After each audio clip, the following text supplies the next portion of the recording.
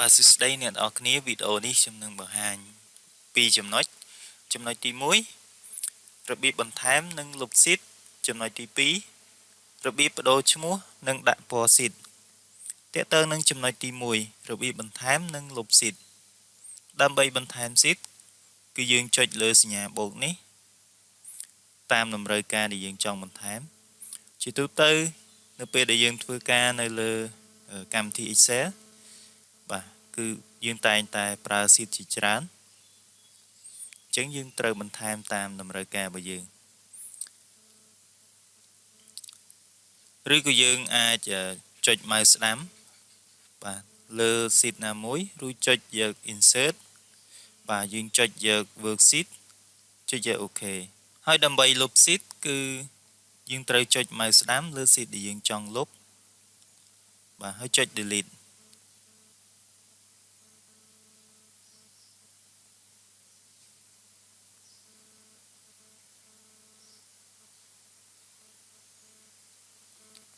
ចំណុចទី2របៀបបដូរឈ្មោះនិងដាក់ពណ៌ស៊ីតបាទអញ្ចឹងដើម្បីកុំឲ្យច្រឡំគ្នានៅលើស៊ីតផ្សេងអញ្ចឹងយើងត្រូវដាក់ឈ្មោះវាអញ្ចឹងដើម្បីដាក់ឈ្មោះស៊ីតឬក៏បដូរឈ្មោះស៊ីតបាទជាដំបូងគឺយើងត្រូវចុច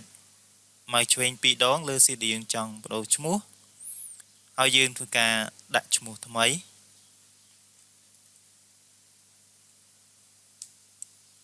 បាទរួចចុច enter ណា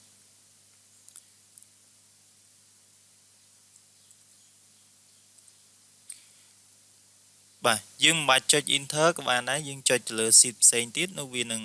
ដាក់ឈ្មោះយើងដោយស្វ័យប្រវត្តិ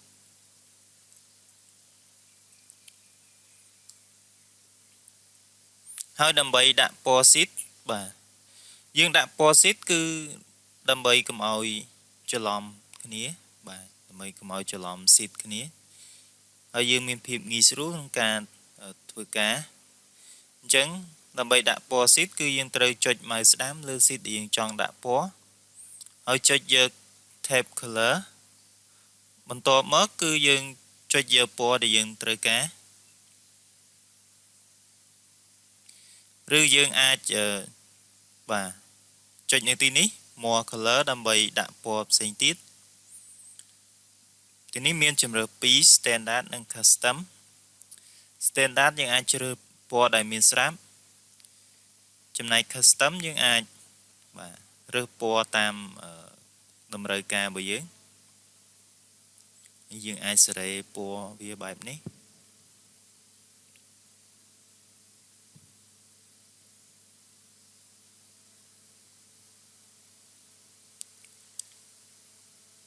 ហើយដើម្បីលុបពណ៌នឹងចេញបាទយើងដោះពណ៌នឹងចេញគឺយើងត្រូវចុចយក no color ណាបាទទី1គឺយើង